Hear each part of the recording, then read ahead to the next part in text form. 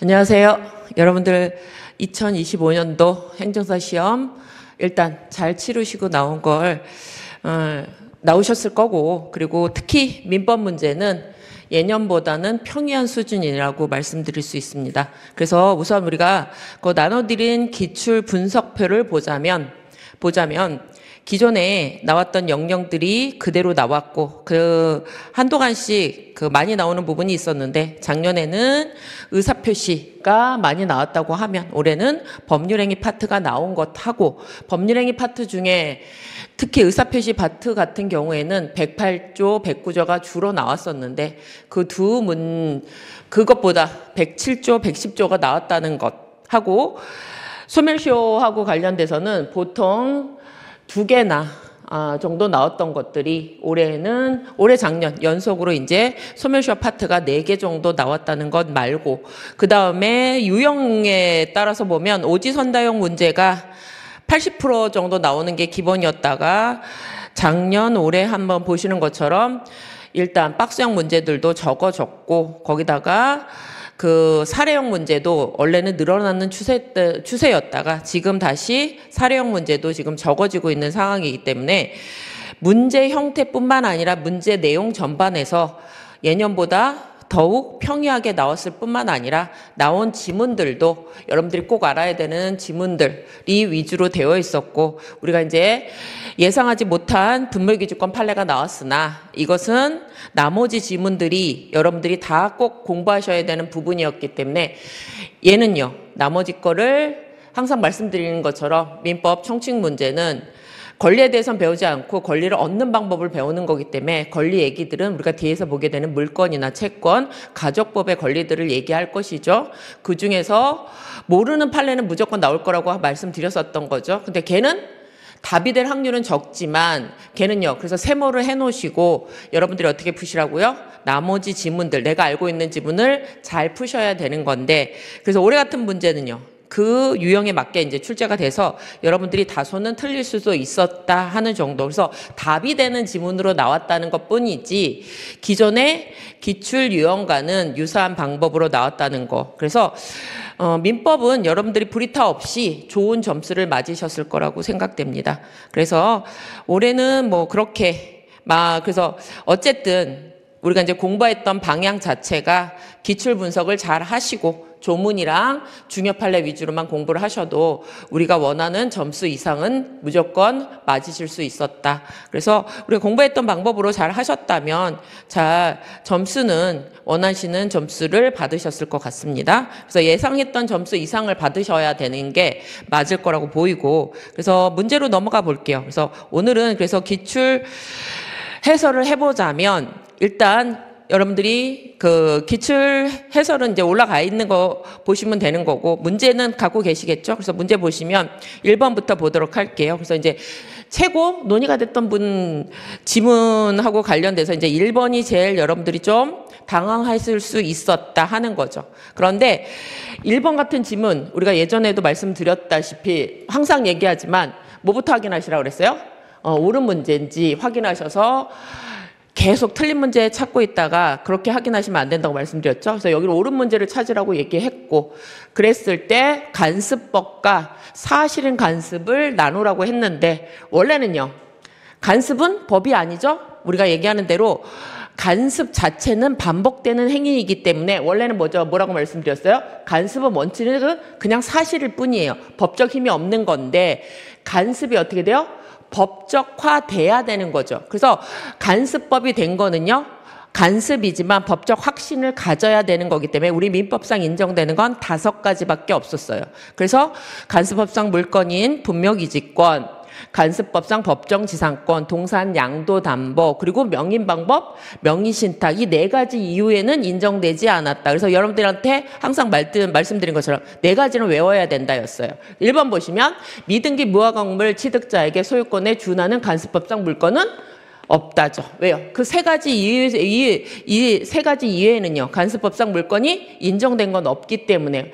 그리고 2번 보시는 것처럼요, 사실행 간습은 법원으로서의 법령에 전척되지 않는 한 법칙으로서의 효력이 있느냐. 아까 얘기한 대로 지금 이 간습은요, 반복되는 간습이 그냥 사실로 남았기 때문에 법적 힘은 없기 때문에 법적 효력이 있다. 그래서 틀린 지문이다. 이건 우리 무조건 맞히셔야 되는 거고, 뭐죠? 사실행 간습과 간습법에 대한 가장 기본적인 문제였어요. 그렇죠? 3번 보시면요, 이제 문제 푸실 때 어떻게 푸시라고 그랬어요? 3번 같은 경우에 시효로 간습법상 분묘기지권을 취득한 사람은 토지 소유권자가 분묘기지에 관한 지료를 청구하면 그 청구한 날로부터 지료를 지급하여야 한다. 우리는요, 안 배웠어요. 근데 우리는 뭘 알고 있어요? 간습법 분묘기지권이 간습법상 인정되고 있다고 하지만 청구하는 날부터 지료를 지급하는 건 안 배웠잖아요. 그럼 여러분들 뭐라고 말씀드렸어요? 무조건 민법 총칙은요, 모르는 판례가 무조건 나올 수밖에 없고 모르는 채권이나 이런 것들에 대해서도 물어볼 수가 있다. 그럼 우리는요, 모르는데 OX 치지 마시고 뭘 하셔야 된다 그랬어요? 세모를 해 놓으시고 내가 알고 있는 나머지 지문에 대해서 맞으면 그거부터 확인하시라고 얘기했죠? 얘 둘은 틀렸잖아요. 확실하게. 이거 두 개는 확실히 알아야 되는 거고. 4번은요. 간습법은 그 존재를 당사자가 주장 증명해야 되고. 이거부터 틀렸죠? 법은 누가 잘 안다고요? 우리보다 판사가 다 잘 알아요. 그러니까요. 우리가 증명할 필요는 없는 거죠. 그래서 직권으로 판단할 수 있다. 2번, 3번, 4번은요. 기본 문제잖아요. 그리고 5번은요. 사실인 간습은 아까 뭐라고 그랬어요? 그냥 사실이기 때문에 법적 판단을 할 수 있는 기준으로서는 효력이 없었어요. 하지만 뭐 할 땐 쓰이죠? 그래서 사실인 간습은 뭐한테 쓸 수는 있다고 그랬어요?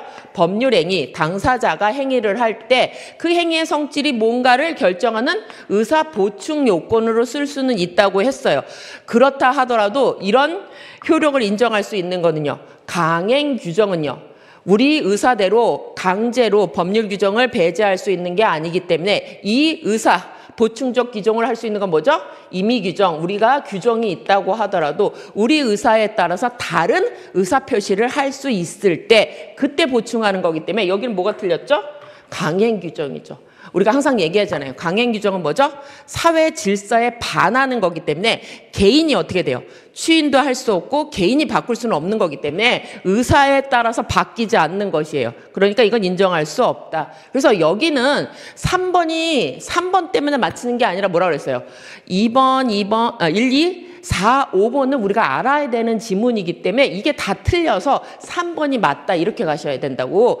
1차 특히 민법 총칙을 풀을 때는 이렇게 풀 수밖에 없다고 말씀드렸어요. 그래서 요게 이제 제가 맨날 얘기했던 거, 민총의 문제가 나왔을 때 모르는 지문 나오면 세모 표시하고 내가 배운 지문에 가서 OX 치시고 나서 그래도 내가 정답이 안 나왔다? 그러면 3번을 찍으셔야 된다는 거예요. 그래서 근데 1, 2, 3번은 누구나 2번하고 4번 지문은 누구나 맞춰야 되고 기본적인 내용이고 암기가 덜 됐을 때 문제가 나올 수 있는 게 1번이나 5번으로 찍으셨다면 그건 내가 암기를 안 하셨기 때문에 문제인 거였어요. 그래서 여기는 3번 지문은요. 우리가 기출문제라고 하더라도 우리가 외울 건 아니에요. 얘는 또 나올 거냐? 안 나올 확률이 되게 높아요, 이거는. 근데 이거는 3번이 답이 됐다는 거는 나머지가 맞기 때문에 답이 된 거지. 이건 소거법으로 푸셔야지.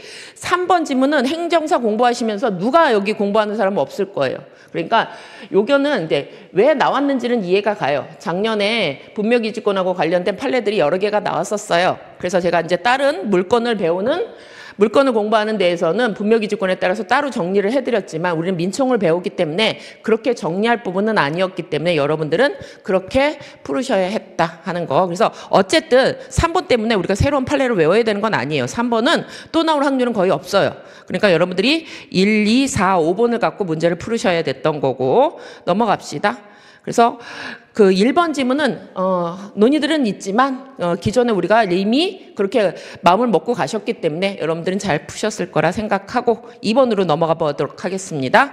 신의성실의 원칙에 관하여 설명으로 옳은 것은, 그래서 우리가 1번, 2번, 1조하고 2조하고 관계에서 논의가 됐을 때 한 문제가 나온다면 신의칙이 더 나올 거라고 말씀드렸는데 올해는 법률에 대한 문제를 물어본 게 아니라 간습법, 사실은 간습에 대한 문제를 물어봤고 2번에서 신의성실을 물어봐서 앞쪽 부분에서 이제 두 문제가 나온 거죠.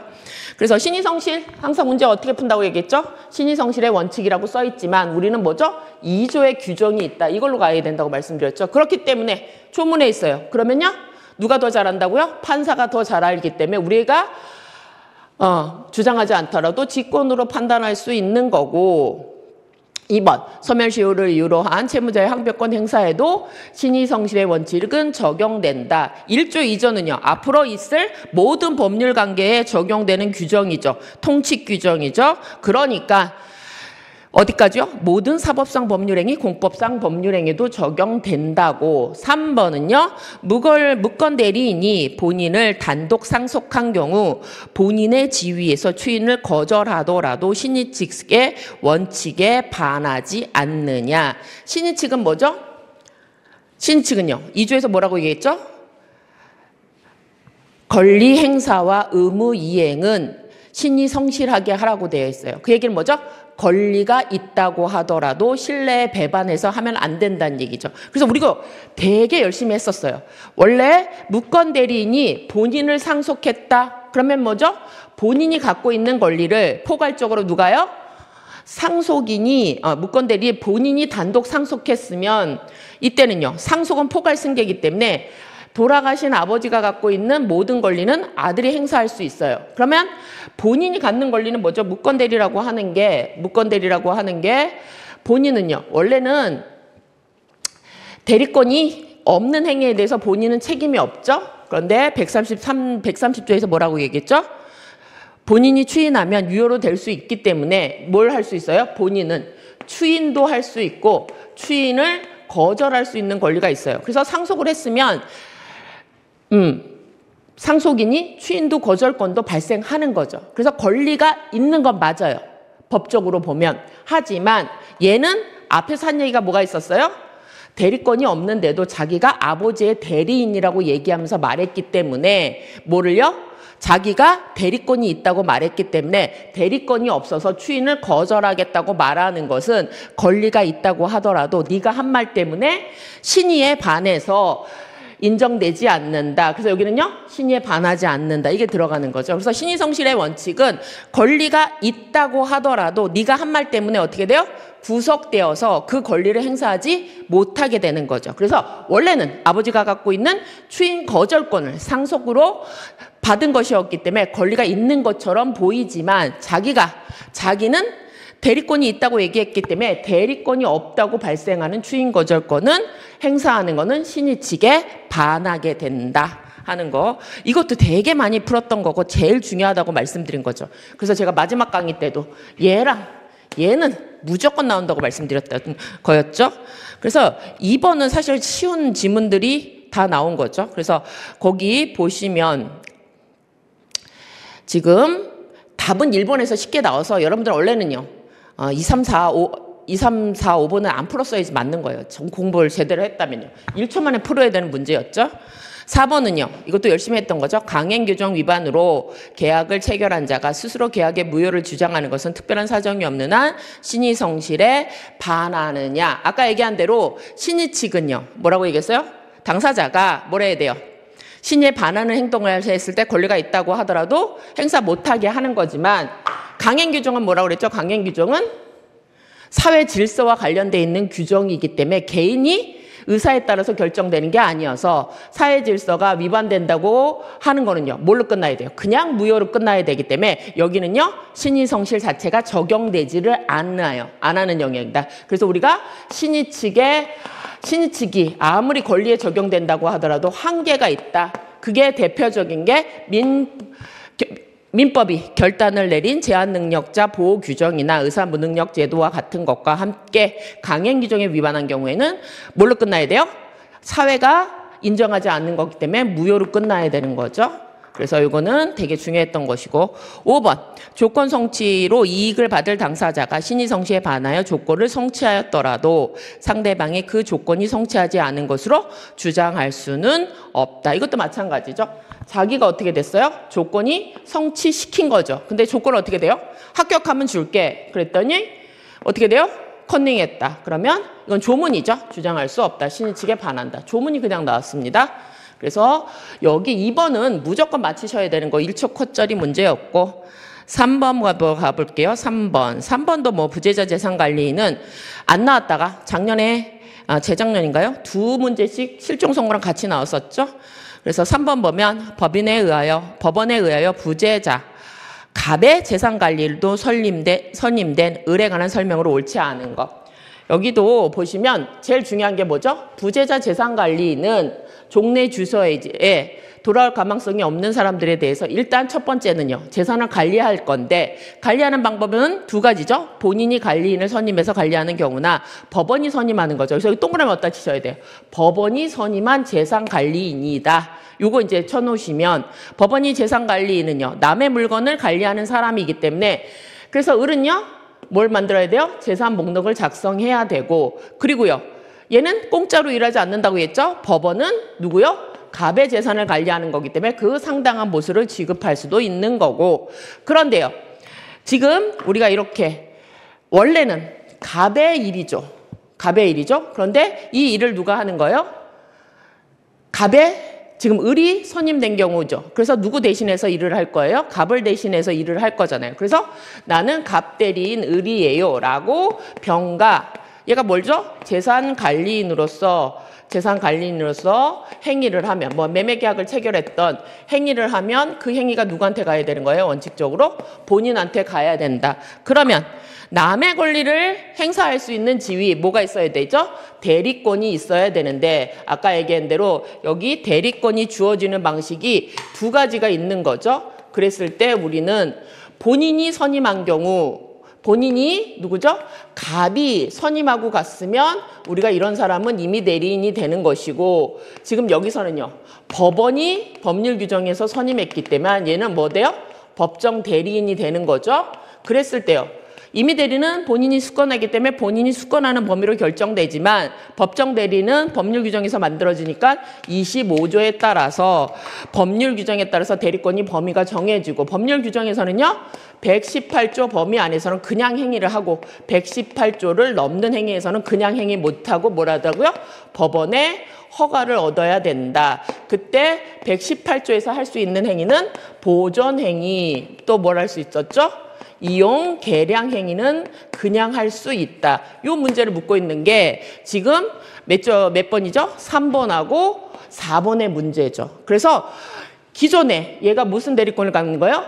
우리는 뭘 한다고 그랬어요? 특히 여기는요. 기존에 갖고 있는 부재자 갑의 재산을 관리하고 있는 거잖아요. 그럼 그 재산하고 관련해서 뭐죠? 법정 대리인이 선임됐으면 그 재산의 보존 행위와 이용 계량 행위는 성질이 변하지 않는 범위 안에서 할 수 있지만 그 범위를 넘는 처분 행위는 허가를 얻어야 된다. 요거 물어보는 거기 때문에 4번은요. 법원은 갑소유의 부동산에 대한 을의 처분 행위는 뭘 받아야 돼요? 대리인 을이라고 하더라도 그냥 대리 행위를 할 수 없고 보존 이용 계량 행위를 넘는 처분 행위는 허가를 받아야 되는데 그걸 어떻게 돼요? 원칙적으로는 동의를 받아야 하지만 사후 추인도 가능하다. 이것도 우리가 열심히 풀었던 문제였고 하지만 3번처럼요. 이때는 허가가 없이 하려면 뭐가 돼야 돼요? 보존행위든 이용 계량행위여야 되는데 여기는 행위의 예 중에 어디에 해당하는지를 판단하는 거죠. 소유권 이전 등기 말소 절차는 뭐라는 거예요? 원래 누구 거예요? 이 건 누구 거여야 돼요? 이 X라는 부동산이 있었는데 그 부동산이 누구 거라고 돼 있어야 돼요? 여기 갑소유라고 돼 있어야 되는 거죠. 이렇게. 그런데 갑소유 건데 여기 누군가 지 거라고 A가 뭐 위조든 뭐 이런 걸로 해놨다면 이걸 어떻게 돼요? 현재 상태 갑의 재산권을 지키기 위해서는 요 등기를 말소해 주세요 라고 하는 청구를 해야 되는 거죠. 그렇기 때문에 이건 어떻게 돼요? 기존에 갑의 재산을 파는 거 아니고 기존에 있던 재산을 지키려고 유지하려고 하는 회사이기 때문에 이건 뭐가 되는 거죠? 보존행위가 되기 때문에 이때는 이행을 청구할 수 있다가 되는 거죠. 여기는 이행을 청구할 수 있다. 그래서 여기는 답이 3번이 되는 거죠. 옳지 않는 거 찾는 거니까. 그래서 여러분들이 확인하실 거는요. 법인이 선임한 재산관리는 법정 대리인이고 그 범위를 정하는 건 25조고 그때 요 범위 안에서는 다시 법원의 허가가 필요한 건 아니지만 이걸 넘는 처분행위에는 허가가 필요하고 이 처분은 사후 승인 허가로도 가능하지만 하다. 그리고 보존행위하고 관련해서 구체적으로 현재 상태를 유지하는 행위 중에 뭐가 들어가느냐? 그 중에서 기존의 갑의 등기가 원인 없이 제3자한테 등기로 되어 있어서 남들이 보면요, A가 소유권자처럼 보이기 때문에 이걸 지우는 행위는 기존에 있던 관계를 유지하는 행위다. 그래서 그렇기 때문에 이때는 허가 없어도 가능하다. 이렇게 가시는 거죠. 그래서 보존행위에 해당하느냐를 물어보고 있는 거다. 그 정도 하시면 돼요. 그래서 3번 문제도 우리가 예측했던 문제 안에 범위 안에 들어가 있던 것이고 5번은요. 그래서 부재자 재산 관리인에서 제일 중요했던 건 지문은 5번이었잖아요. 을이 갑의 사망을 확인했더라도 부재자 재산 관리인으로서 선임된 결정이 취소되지 않는 한 을은 계속해서 그 권한을 행사할 수 있다. 여기가 이제 잘못 되었네요. 그래서 여기 을은 계속해서 권한을 행사할 수 있다. 왜요? 누가 선임했어요? 법원이 선임했기 때문에 얘 관리인의 권한은 언제 없어진다고요? 법원이 취소 결정을 해야지 효력이 상실하는 거기 때문에 살았는지 누가 준 게 아니에요. 갑이 준 게 아니기 때문에 법원의 선임 결정 취소가 있어야 된다. 그래서 행사할 수 있다. 맞다. 그래서 부재자 재산 관리인에서 제일 중요한 지문이고 매일 나오는 지문이 5번이었다. 이렇게 말씀드렸던 거 잊지 마십시오. 그래서 이게 이제 중요한 지문 위주로 나왔기 때문에 3번 같은 경우에는 여러분들이 잘 푸실 수 있었을 겁니다. 넘어갑시다.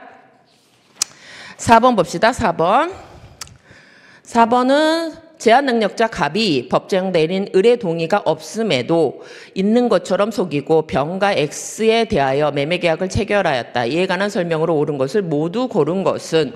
그래서 여기도 구조가 어떻게 되어 있죠? 원래는요, 법률행위가 유효하기 위해서는 법률행위를 하는 당사자는요, 권리능력, 행위능력, 의사능력이 있어야 되는 거죠. 그래서 지금 봅시다. 법률행위는 누가 했어요? 갑하고 병하고 X 토지 매매 계약을 체결했어요. 근데 우리는 어떻게 근데 문제가 뭐가 됐죠? 갑이 제한 능력자래요. 행위 능력이 없는 사람이죠. 그런 경우라면 우리는 원칙, 규정을 어떻게 두고 있죠? 이때 뭐가 없다고요?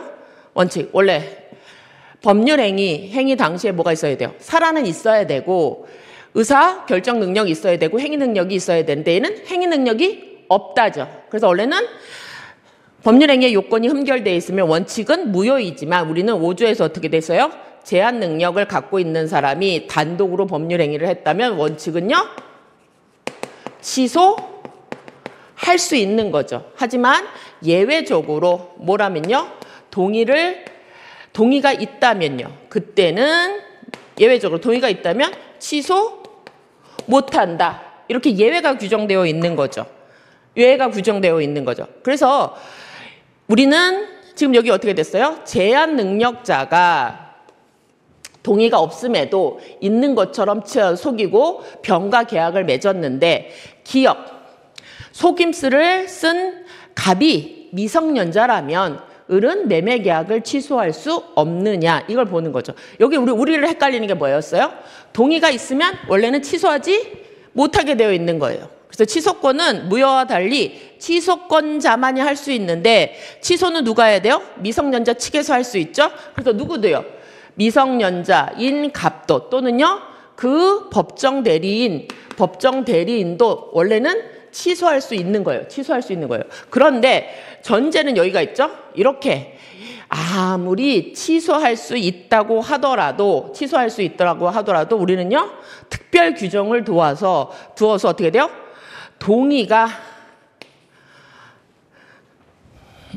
취소권이 배제되는 사유를 어떻게 만들어놨죠? 취소권 이렇게 예외와 관련했을 땐 동의가 있으면 취소할 수 있는데 이렇게 동의가 있다고 속임수를 쓴 경우 원래는 뭐가 있는 거예요? 동의는 없었죠. 그런데 뭐가 있어요? 동의가 있는 것처럼 속임수를 쓴 경우잖아요. 이런 것까지 취소 못하게 할 거니. 그래서 이와 관련해서 몇 조가 있어요. 특별 규정인 17조 2항에서 뭐라 그래요? 아무리 우리가 미성년자를 보호한다고 하더라도 미성년자가 이렇게 속임수를 썼다고 해서 상대방 입장에서는 어떻게 돼요? 아, 얘가 동의가 있구나 생각을 해서 법률행위를 했다고 하면 얘는요.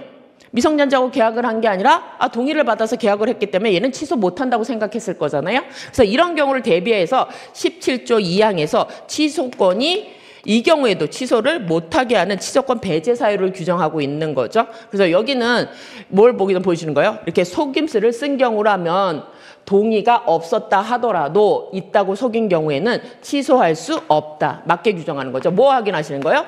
취소권 배제 사유인 17조 2항을 알고 있니? 이걸 물어보는 거죠. 니은은요. 갑의 취소권이 배제되기 위해서는 갑이 속임수를 쓴 사실을 병이 입증해야 된다. 그래서 입증 책임이 나오면 항상 입증 책임은 뭐라고 얘기됐어요?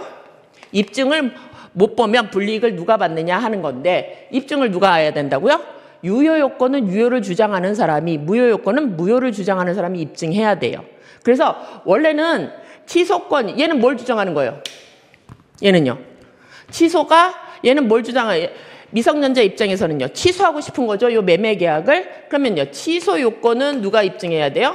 미성년자가 자기가 이익되는 행위이기 때문에 취소 요건은 미성년자 측에서 입증해야 되는 거지만 여기 취소를 배제하는 요건은 누가 해야 돼요?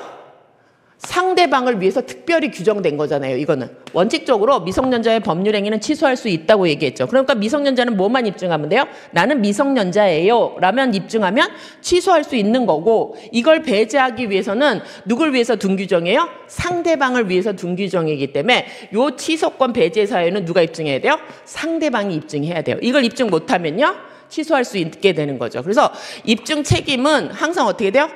자기가 주장하는 사람이 입증해야 돼요. 얘 의뢰 입장에서는요. 이거는 취소권을 배제하기 위한 거니까 취소권은 누구 측에서 써야 되는 권리라고요? 미성년자 측에서 쓰는 권리고 취소권을 배제하는 거는 누가 쓰는 거예요? 상대방에게 이로운 것이기 때문에 병이 입증해야 된다. 요거 가지고 가시면 되고 디귿. 갑이 자신을 단순히 능력자로 말하는 것은 취소권을 배제할 수 있는 속임수에 해당하지 않는다. 이게 무슨 말이죠? 미성년자가 고등학생이죠. 자기는 성인이래요. 이것도 속인 거냐 하는 거죠. 근데 우리 민법은요. 17조에서 그 속임수는요. 그냥 말로 속이는 건 아니고 뭐까지 보는 거죠? 말로 속이는 거. 단순히 능력자예요. 나는 사장이에요. 이런 건 속인 게 아니라 뭐라고 그러죠? 적극적으로 속이는 거. 그렇죠. 위조 등 이런 것들이 들어갔을 때만 인정되는 거기 때문에 말로 속이는 거는 속임수에 해당하지 않는다고 보는 게 판례죠. 리를 볼게요. 속임수를 쓴 갑이 피성년 후견일이라면 갑은 계약을 취소할 수 없다. 그래서 우리는 17조가 규정을 2개 두고 있죠. 배제 사유로서 속임수를 쓰는데 그 속임수를 쓰는 방법과 관련해서 17조에서는 1항이 뭐라고 그랬어요? 제한 능력자인데 뭘로 하는 거예요? 자기가 능력자로 속이는 걸 하나가 두고 있고 2항에서는요. 자는 제한 능력자가 맞는데 동의가 없는데도 있는 걸로 속이는 거 2가지 방법이 있었어요. 그래서 여기는요. 우리 민법상 제한 능력자가 모두 포함되지만 동의가 있어도 법률행위를 단독으로 할 수 없는 누구는요? 피성년 후견인은 해당하지 않는다요. 그러니까 피성년 후견은요. 원래부터 동의 있어도 혼자서 취소할 수 없기 때문에 동의 있다고 속이는 거는 속이는 게 포함되지 않기 때문에 취소권 배제 사유가 아니다. 그래서 여러분들이 공부를 하실 때 17조 2항에는 누가 포함되지 않아요? 피성년 후견인이 포함되지 않아서 취소권 배제 사유에 해당하지 않는다. 그래서 기억, 니은, 디귿은 맞고 리을이 틀렸으니까 옳은 거 찾으시는 거 4번이 정답입니다. 그래서 요 정도 하시면 되고 나머지는요. 그 5번처럼 한정후견인 제도, 그래서 지금은 주로 성년후견인이 많이 나왔는데 여기는요 한정후견 제도하고 관련돼서 문제가 나왔으니까 그것만 체크하시면 되죠. 1번 가정법원은 피한정후견인이 한정후견인의 동의를 받아야 하는 행위를 범위를 정할 수 있다. 그래서 한정후견인 자체는 언제 만들어지는 거죠? 여기 그거 보셔야 되죠? 정신적 제약 때문에 뭐죠? 사무처리 능력에 제한이 있어야 되는데 그 제한은요. 지속적 결여라면 어디로 가죠? 성년 후견인이 되는 거, 피성년 후견인이 되는 거죠. 그래서 피성년 후견인 제도이기 때문에 2번이 답인 거죠. 그래서 답은 쉬웠죠. 요거 보시고. 그래서 그렇다 하더라도 개시 심판할 때는 맨날 나왔던 거죠. 본인의 의사를 고려하는 거는 피성년 후견인과 같고 피특정 후견인은요. 행위 능력자이기 때문에 본인의 의사에서 반하면 안 된다.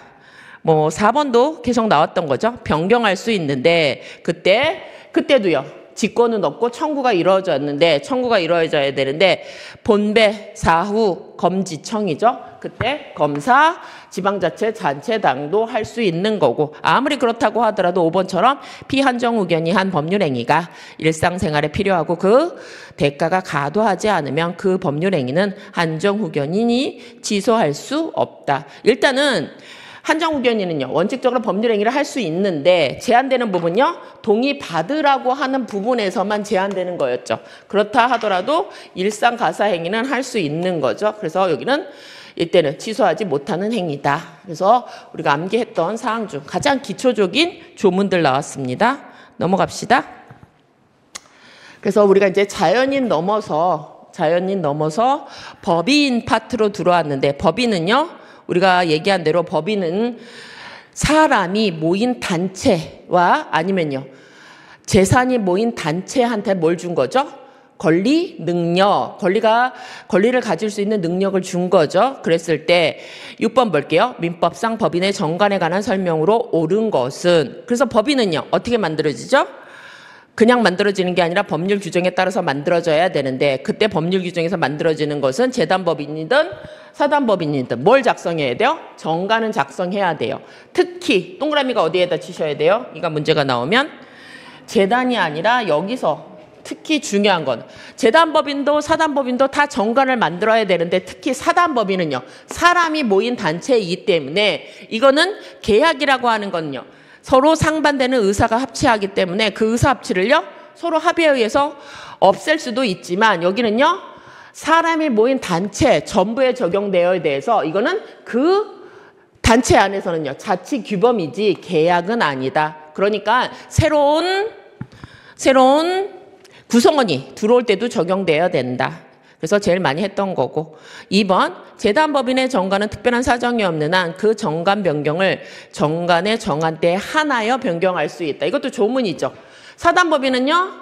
아까 정관 어떻게 돼요? 만들었다고 하더라도 당사자끼리 모여서 정관 변경 가능해요. 그때 4분의 3 이상의 동의가 있어야 된다. 4분의 동의 요건만 달라지는 거고 원래는요. 사단법인은 무조건 정관 변경이 가능한데 그 동의를 얼마 받아야 되느냐 이게 문제였지만 재단법인은요. 원칙적으로 정관 변경은 안 된다부터 시작한다고 말씀드렸어요. 왜요?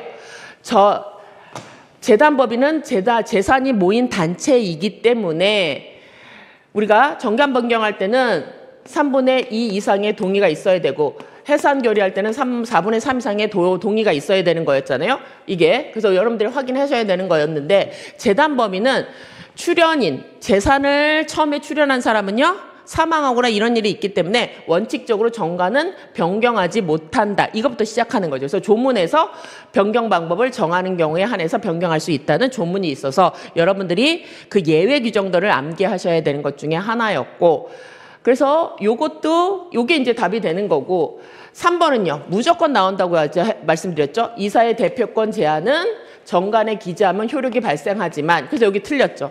일단 정관에 기재하면 효력이 발생하지만 그거를 제3자한테 대항해서는 등기가 필요한 거였고 아까 얘기한 대로 요것도 4번을 많이 선택한 부분이 계셨는데 우리가 법인을 만들 때는 뭐죠? 정관을 작성해서 주무관청의 허가를 받아서 설립 등기까지 해야 되는 거죠. 근데 여기는요.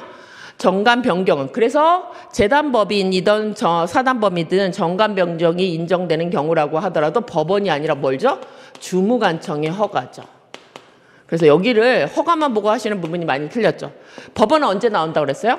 청산 절차에서 감독하는 거고 특히 정관하고 관련돼서는 정관을 적어서 주무관청에 가야 되는 거고 그 다음에 5번처럼 여기도 재단법인하고 관련돼서는 필수적 기재사항이 사단은요.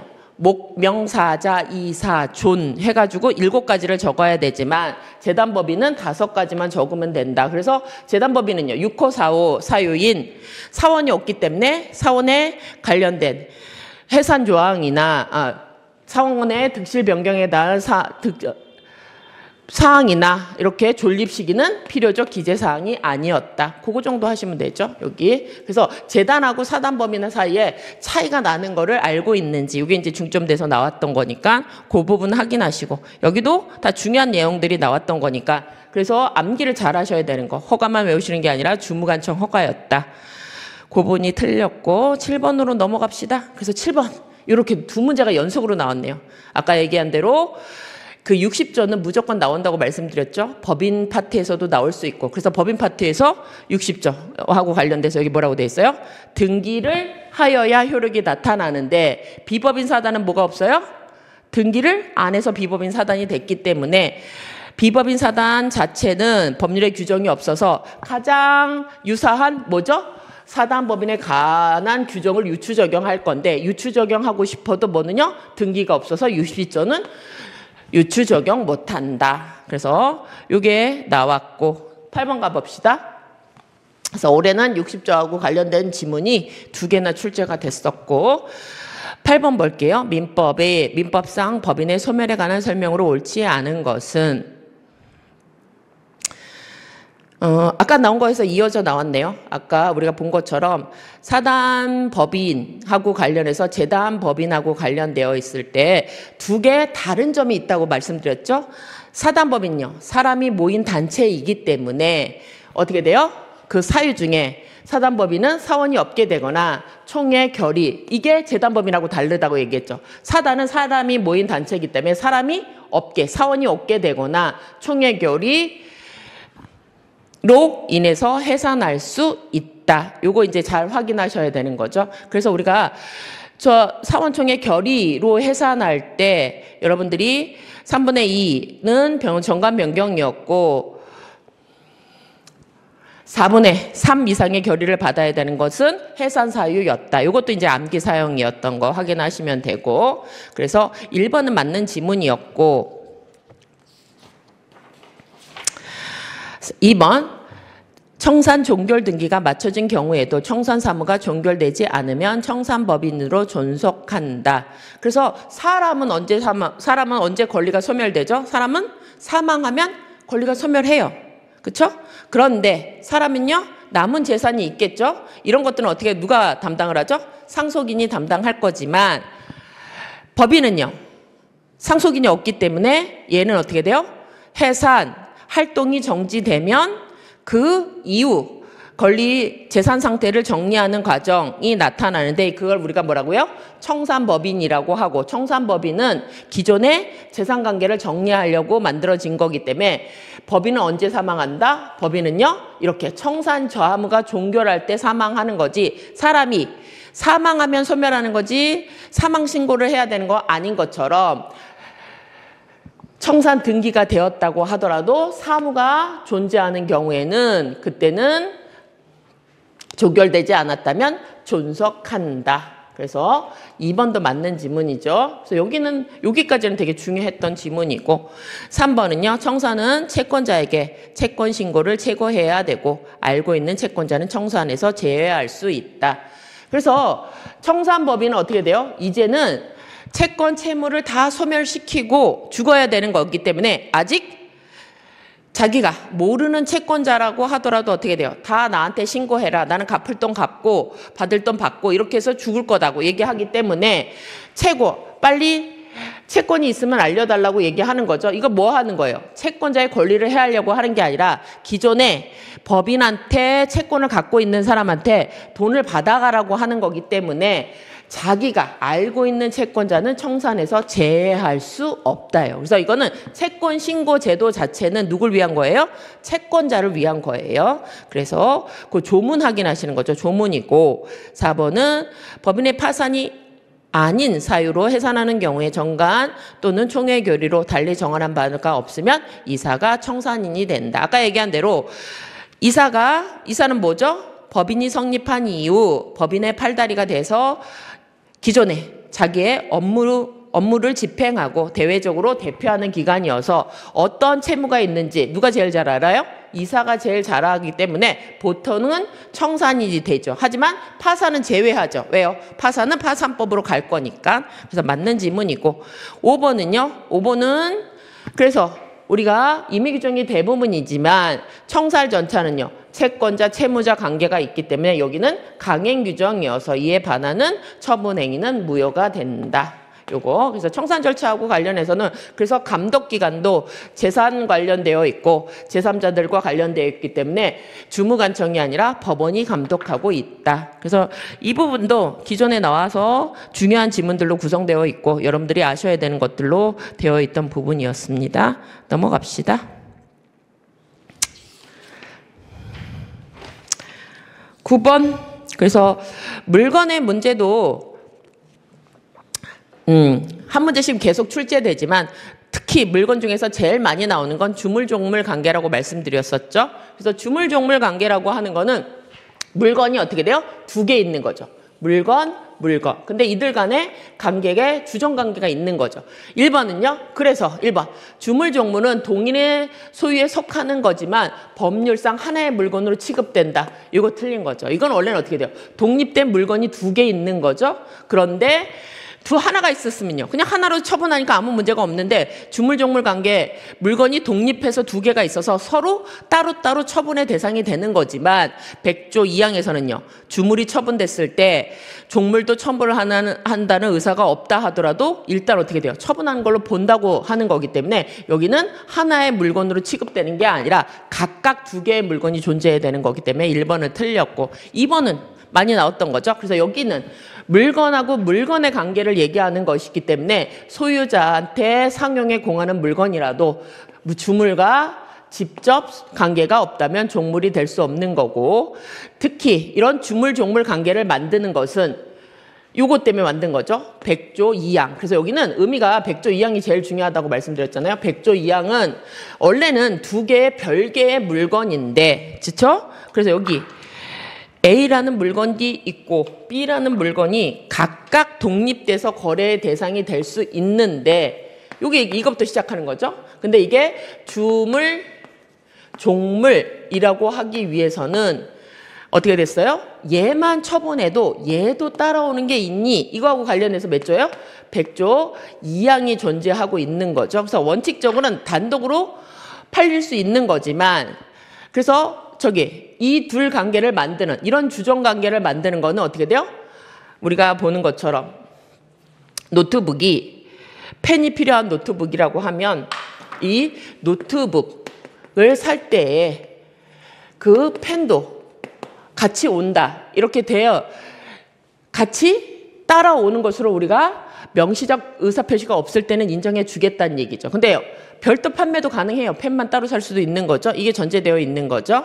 그래서 보면 3번이 주물을 처분할 때 특약으로 종물을 제외할 수는 없느냐. 그래서 100조 2항이 주물을 처분할 때 종물을 따른다라고 하는 규정은 원래는 따로 팔리는 거였어요. 그러니까 의사표시가 없으면 어떻게 돼요? 이렇게 따라오는 걸로 보지만 어떻게 돼요?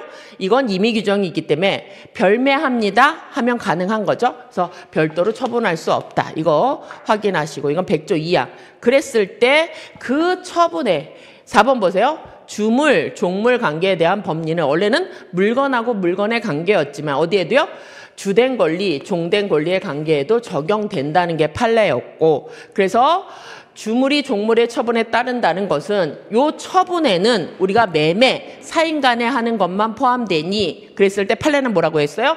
공적 처분인 압류나 가압류 이런 것도 포함된다고 하는 게 판례이기 때문에 이게 틀린 거죠. 그래서 답은 제일 많이 나오는 게 답이 됐어요. 여태까지 기출문제 중에서 답이 제일 많이 된 게 2번이라고 말씀드렸어요. 그래서 여기도 여러분들이 9번도 기출문제만 잘 풀으시고 기본 내용만 잘 아셨다면 확실히 답을 찾을 수 있었고 쉽게 찾을 수 있었던 부분이었습니다. 10번으로 가봅시다. 10번. 법률행위에 관한 설명으로 옳지 않은 것은 사실은 법률행위에 대한 기본적인 개념에 대한 논의이고 이런 부분들은 여러분들이 기본 개념을 잘 안 해놓으셨으면 틀릴 수도 있는 지문이에요. 이건 기출이 안 된 지문들하고 관련돼서 우리가 그냥 알고 있는 것으로 나왔던 것이기 때문에 사실은 이런 거 푸실 때가 좀 더 어려우실 수도 있었어요. 법률행위는 뭐죠? 법률행위는 우리가 행위를 해서 법적 효과를 얻으려고 하는 행위죠. 그랬을 때 첫 번째 제일 많이 하는 게 뭐죠? 내가 어떤 소유권을 얻고 싶다. 그럼 어떻게 돼요? 소유권을 가진 사람하고 가서 행위를 하는 거죠. 그래서 법률행위는 계약의 자유의 사적 조치가 주요한 발현 형태다. 내가 원하는 뭐를 내가 사고 싶을 때 이걸 결정하는 게 계약. 그래서 법률행위는 계약의 자유가 사적 자체에 구현된 방법이고 대표적이죠. 2번은요. 우리가 이제 저희는 2차에서 이제 계약법을 배우는 거죠. 계약은 청약, 승낙의 의사가 합치되어 성립하는 법률행위이다. 그래서 법률행위는요. 의사합치 이게 필요한 거죠. 의사표시가 필요한 법률행위. 그러니까요. 우리 의사에 따라서 법적 효과가 나타나니까 계약 자유에 따라서 내가 원하는 물건을 살 수 있게 되는 거죠. 사적 자치가 발현된 것이다. 그랬을 때 법률행위는 아까 얘기한 대로 의사표시를 기본적 요건으로 하고 있죠. 그래서 법률행위는 의사표시를 기본으로 하고 있는데 그래서 우리가 이제 법률행위 크게 나누면 법적 효과를 만드는 것을 우리가 뭐라고 얘기해요? 법률 요건이라고 하죠. 그 법률 요건의 대표적인 게 법률행위랑 뭐죠? 법률 규정이 있는 거죠.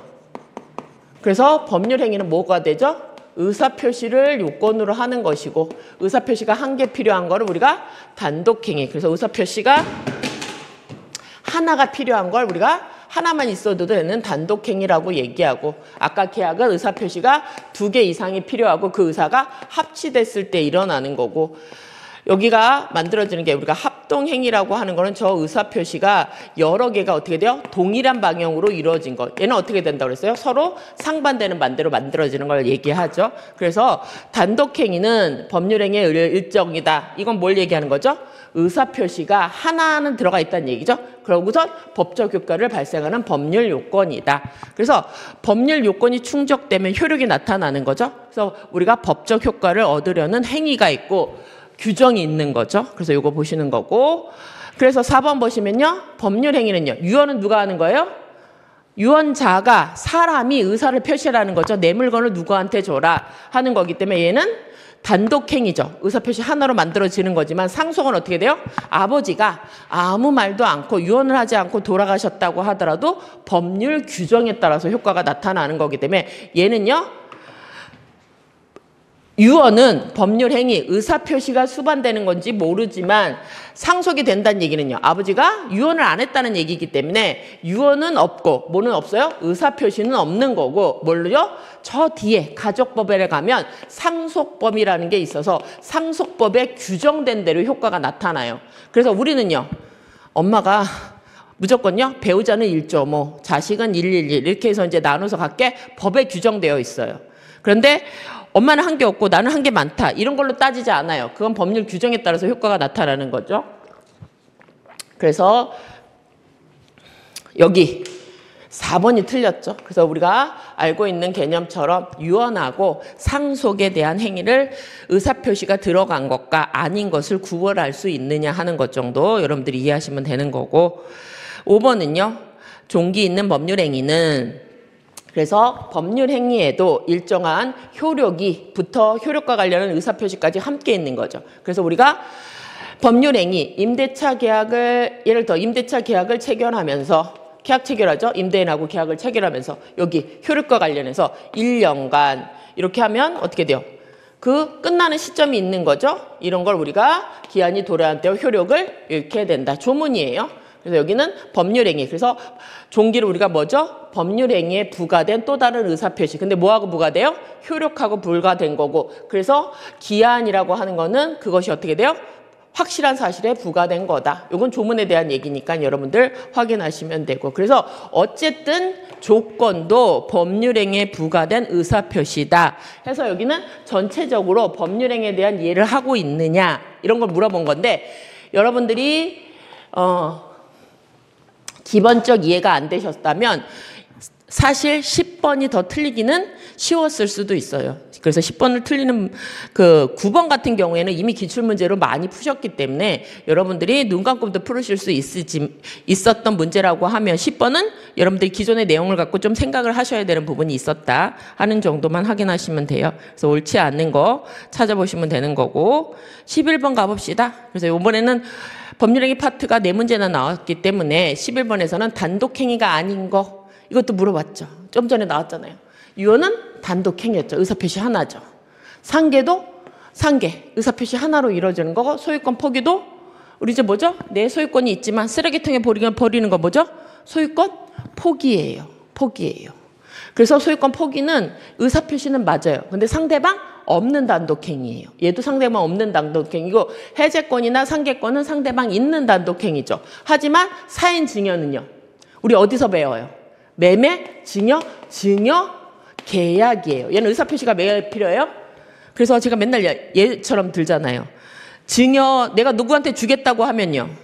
단독행위라면 그대로 바로 효과가 나타나야 되는데 증여는요. 상대방이 받는다는 승낙이 있어야지 인정되는 계약이에요.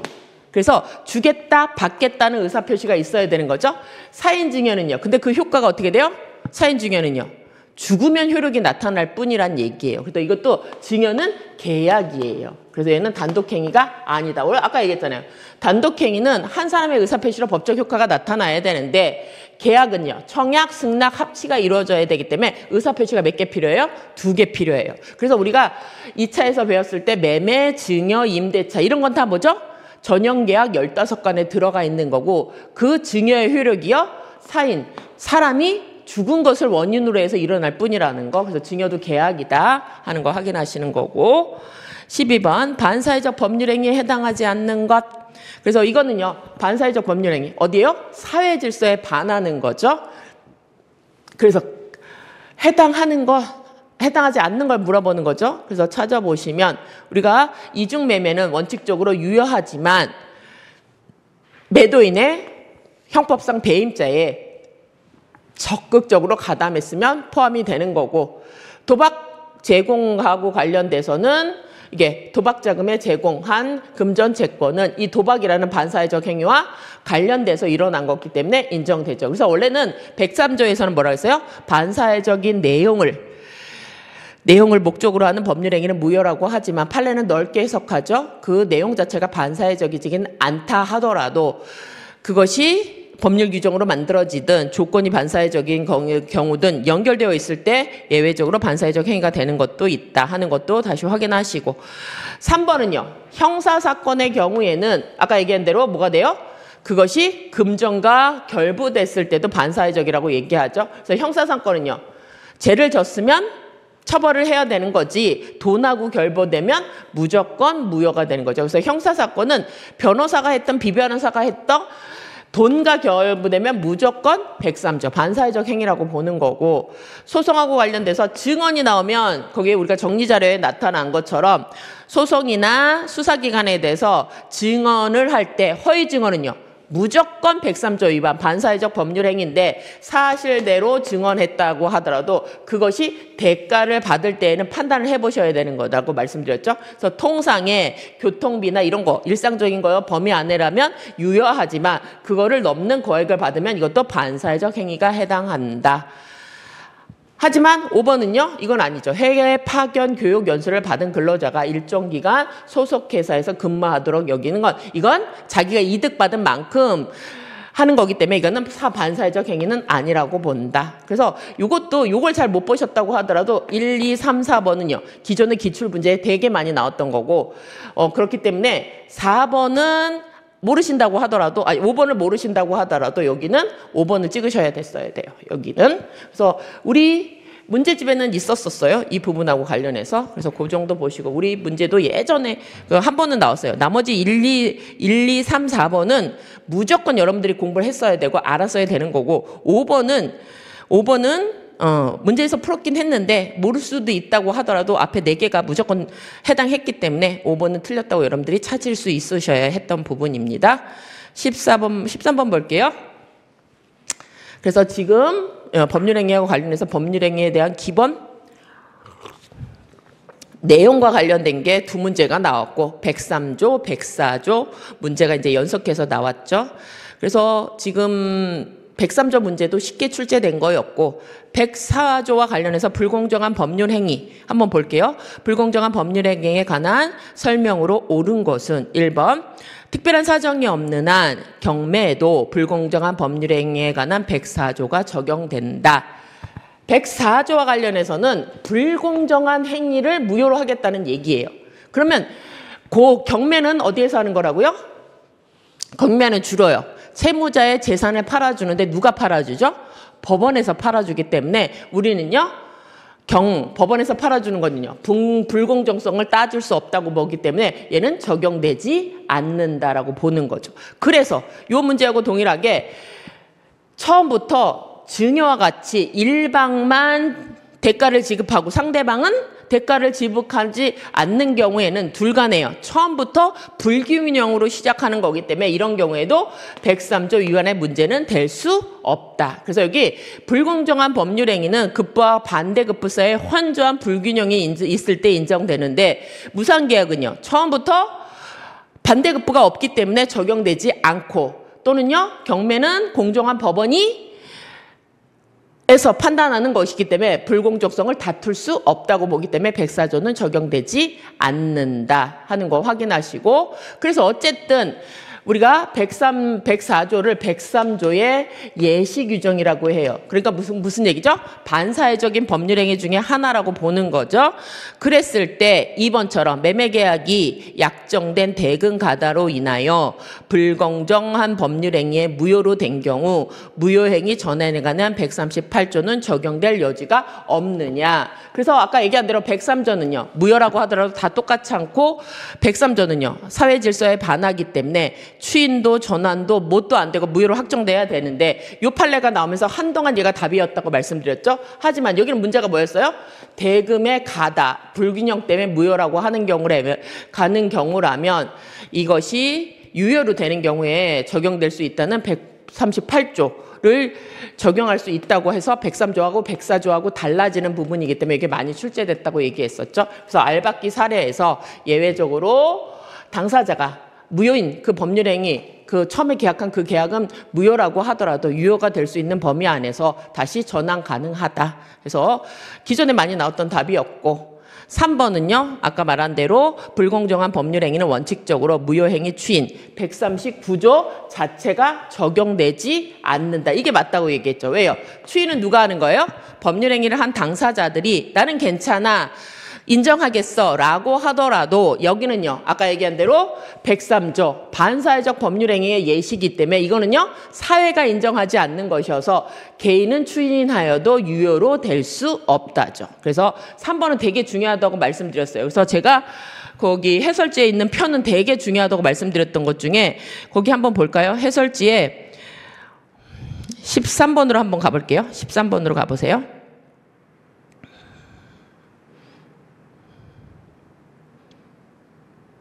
13번이 없었나?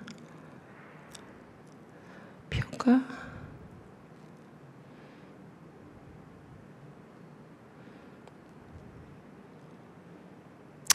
17번 아래에 있네요. 그래서 17번 법률행위 추인하고 관련됐을 때 이 표는 무조건 나올 거라고 말씀드렸는데 지금 본 것처럼 이것도 올해도 지금 어디에서 일단 나왔어요? 13번하고 관련돼서 거기 반사회적 법률행위에서 나온 것처럼 법률행위 추인이라고 했을 때 무효행위 추인이라고 했을 때 무효 사유는 되게 많잖아요.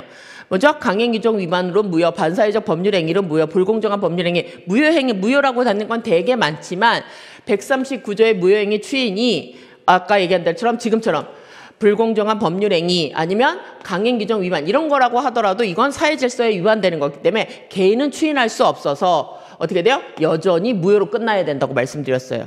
그렇죠? 그래서 또 이제 나오는 것 중에 하나가 원래 무효는 확정적 절대적 무효이기 때문에 유동적 무효의 경우에는 139조가 적용되지 않고 얘는요.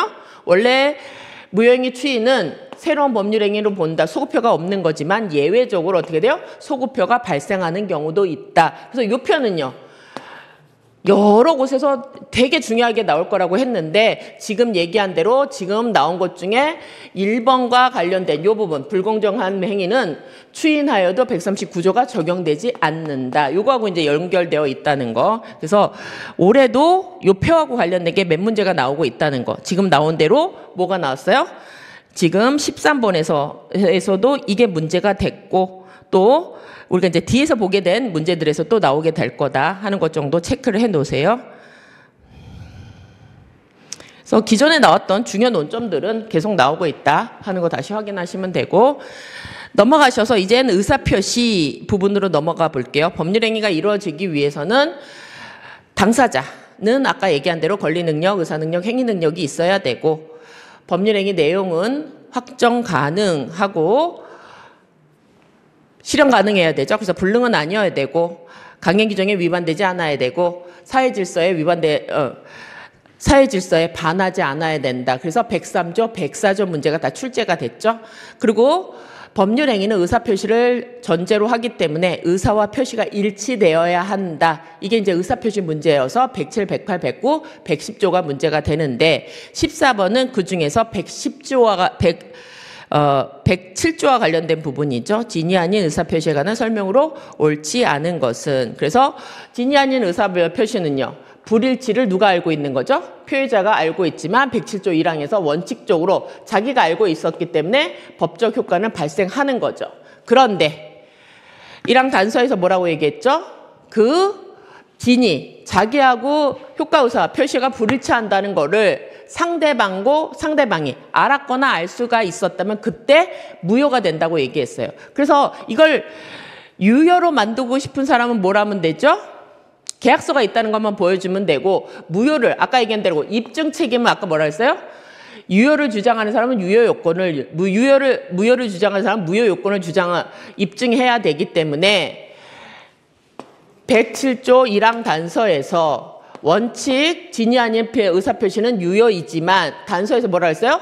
그 사실을 상대방이 알았다면 그때는 무효가 되는 거기 때문에 요 알았다는 사실은 누가요? 무효를 주장하는 사람이 입증해야 된다. 그래서 표의자가 입증해야 되죠. 그래서 2번이 틀렸죠. 그래서 여기는 조문 구조를 알고 있느냐 하는 거예요. 유효가 되는 요건은 유효를 주장하는 사람이, 무효가 되는 요건은 무효가 주장하는 사람이 입증해야 되기 때문에 요게 무효 사유의 요건이기 때문에 무효를 주장하는 사람이 입증해야 된다. 3번은요. 진위는 특정한 내용의 의사표시를 하고자 하는 표의자의 생각이지 뭐 진짜 마음은 아니다. 이것도 많이 나왔던 거죠. 그래서 107, 108, 109조하고 관련돼서 차이점은 크게 나누면 어떻게 나온다고 그랬죠? 110조, 107, 108, 110조하고 관련됐을 때 107 일단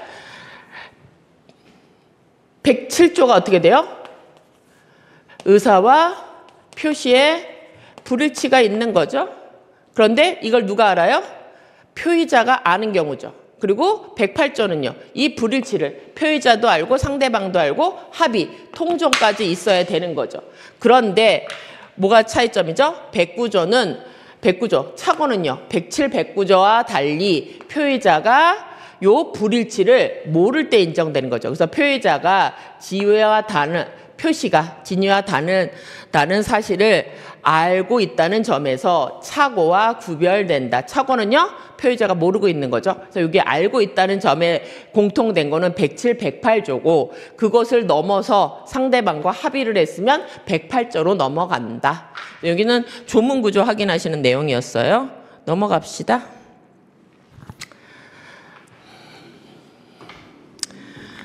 15번 볼게요. 사기에 의한 의사표시에 관한 설명으로 옳지 않은 것은. 그래서 사기는 아까 얘기한 대로 의사 불일치는 없는데 뭐가 있는 거죠? 의사 형성 과정에 기망이나 공포가 들어가 있는 거죠. 그중에서 사기는 기망, 속아서 내가 의사표시를 하게 된 게 문제고 뭐는 없어요? 불일치는 없는 거죠. 그래서 원칙적으로는요. 사기 강박에 의한 의사표시는 취소할 수 있다라고 규정되어 있는 게 110조 1항이죠.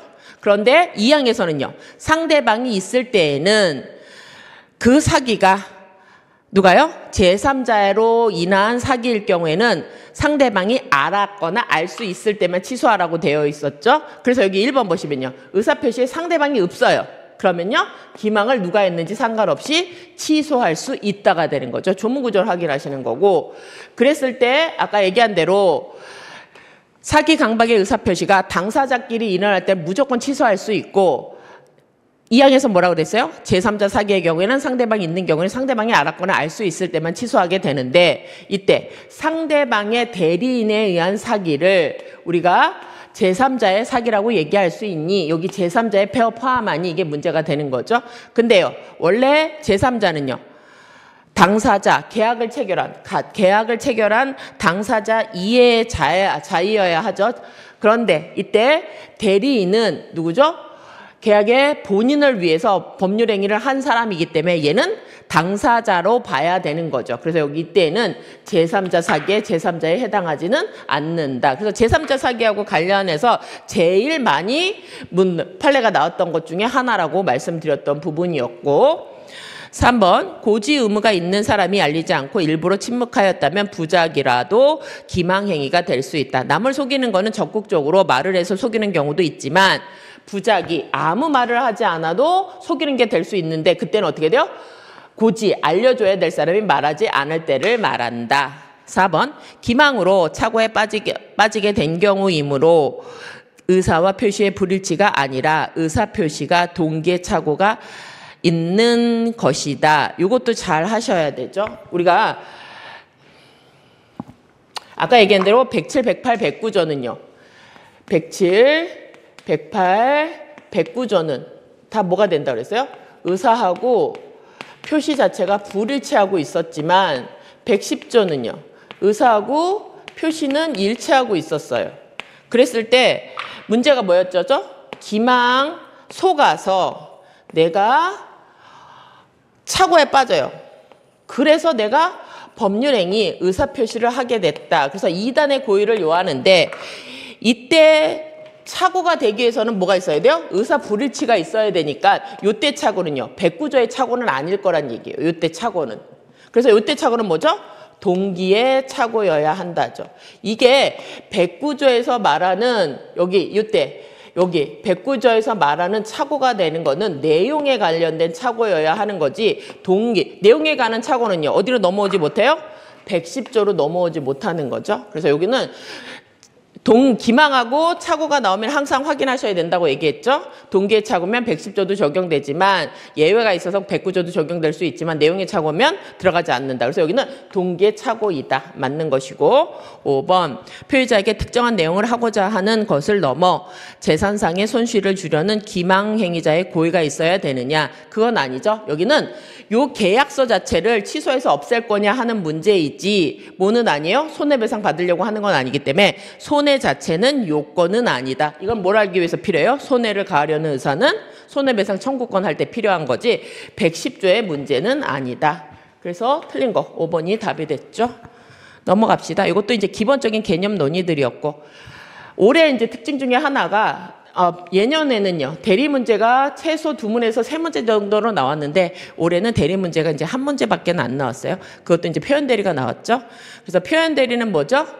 대리권이 없음에도 불구하고 본인한테 효과가 기속되는 경우죠. 그래서 그게 나와 있는데 그래서 표현 대리는요. 누가를 위해서 인정됐다고요? 상대방을 위해서 특별히 인정된 경우이다 하는 것들을 확인하시죠. 그래서 원래는 우리가 얘기한 대로 갑이 본인일 때 법률행위를 본인이 했으면 법적 효과가 본인한테 와야 되는데 갑이 아닌 제3자가 행위를 했을 때 그 효과가 본인한테 미칠 수 있느냐 이게 문제죠. 그래서 대리인이 대리 행위를 했다고 했을 때 그 효과가 미치기 위해서는 요건 중에 뭐가 하나 더 필요해요?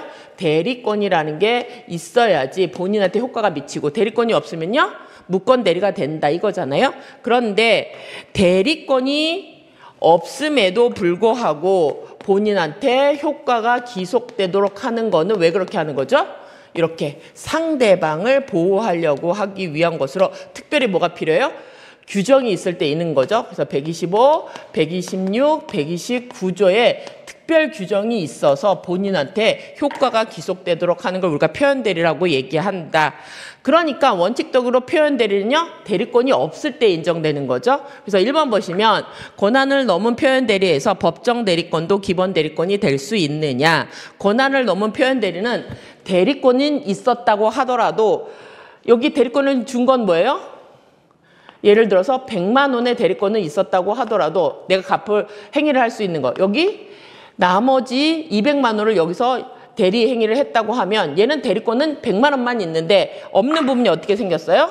100만 원은 유권 대리가 되지만 나머지 요 200만 원 중에 100만 원은 그냥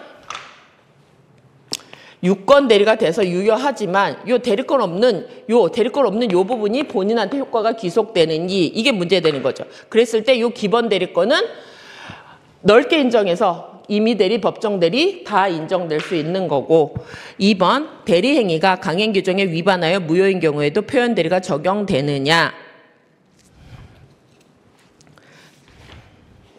그래서 16번도 답은 쉽게 나왔어요. 그런데 아까 얘기한 대로 대리 행위도 그냥 본인이 당사자가 됐을 때하고 다른 점은요. 여기 행위 능력을 요구하지 않는 것, 요것만 차이가 나면 그래서 117조에서 대리인은 행위 능력을 요구하지 않는다. 요것만 빼보면요. 나머지 요건들을 다 갖춰야 되는데 이 대리 행위 자체가 강행 규정에 위반해서 무효이면 아무리 대리권이 있어도 본인한테 효과는 귀속되지 않죠. 그래서 여기 보시면 대리행위가 강행 규정에서 위반됐으면 이건 뭐예요? 그냥 확정으로 끝났어요. 그래서 표현 대리는 적용되지 않는 거고 처음부터 아무런 대리권 없었던 사람의 대리행위에 대해서 대리권 소멸 후에 표현 대리가 유추 적용될 수 있느냐.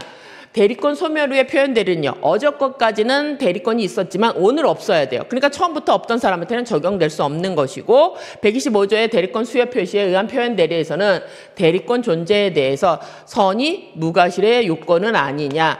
우리는 이렇게 상대방을 위해서 특별히 규정을 둔 경우에는 상대방은 최소한 어떻게 되죠? 최소한 선이 무과실을 요건으로 하고 있어요. 그래서 상대방이 지금 어떻게 돼요? 이렇게 대리권이 없다는데 모르는데 가실이 없을 때 인정되는 거다. 이거는 조문에 규정되어 있어요. 5번 표현 대리의 성립으로 본인의 이행 책임이 질 때 상대방의 가실이 있는 경우에는 가실상계 법리에 따라 본인의 책임이 경감되느냐. 가실상계는 어디에서 나오는 거죠? 손해배상 책임에서 나오는 거예요. 근데 지금 우리는 뭘 보고 있어요? 이렇게 계약서를 쓴 대로 효과가 나타나야 되는 거기 때문에 이때는 가실 여부와 상관없이 계약서에 쓴 대로 책임을 지는 거죠. 그래서 가실상계로 경감될 수는 없다. 그래서 답은 쉽게 나왔어요. 16번에. 17번 넘어갑시다. 17번.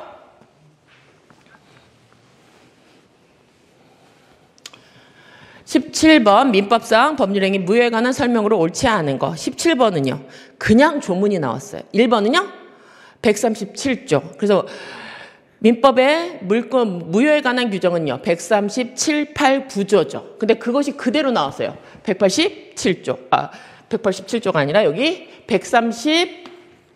137조부터 139조까지가 무효에 대한 규정이에요. 그래서 우리가 이게 137조의 일부 무효, 138조의 무효행위 전환, 139조의 무효행위 추인 요거 세 개는 조문이 그대로 나왔어요. 그래서 여러분들 제가 항상 관련 말씀드린 것처럼 조문 정확하게 암기하셔야 된다 했던 부분이고 그래서 우리가 판례 중에 나온 거는 뭐가 있었어요?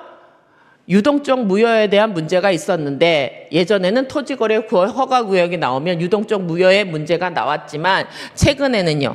그것이 항상 무효가 되는 게 항상 유동적 무효가 되는 게 아니라 토지거래 허가구역의 경우에는 매매계약은 잘 체결되었는데 허가를 받을 때까지만 무효인 것이고 허가를 받으면 유효로 갈 수 있는 거 우리가 유동적 무효라고 하는데 허가받기 전에 매매계약이 처음부터 허가를 배제 잠탈하려고 하는 계약은 처음부터 허가를 안 받으려는 계약 즉 뭐죠?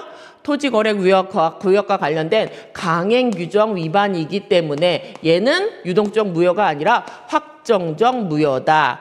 그래서 최근에 많이 나오고 있다고 말씀드렸죠. 그래서 이게 답이 된 것이고, 그리고 5번은요. 무권리자 처분행위에 대한 계약은 규정이 없어요. 하지만 유사한 법률 관계인 무권대리와 관련된 133조 규정에 따라서 유추 적용돼서 예외적으로 유동적 무효여서 소급표가 있다. 그래서 우리가 아까 이 표하고 관련해서 본 것 중에 여기 있었죠. 여기. 세 번째. 원래는 이 경우에는 139조가 적용되지 않고 유동적 무효의 경우에는 특히 무권대리에는 133조를 규정하고 있어서 추인하면 소급표를 주고 있다. 그런데 무권한자 처분행위는 법률에 규정이 없지만 요거를 유추 적용해서 동일하게 적용된다. 이렇게 보셨던 거죠. 그래서 요 표하고 관련된 내용하고 관련돼서 우리가 이미 예측했던 대로 문제가 출제가 됐으니까 그 부분도 여기도 3번까지는 그냥 조문 문제였죠. 조문 아니 모르니 하는 문제였고 사실 문제 되는 건 요 두 지문이었는데 요것만 잘 확인하셨다면 쉽게 찾으실 수 있었던 부분이었습니다. 넘어갑시다. 그래서 올해 문제는 논점이 벗어나는 것들이 거의 없어요. 그래서 여러분들이 그것만 보시고 18번은요.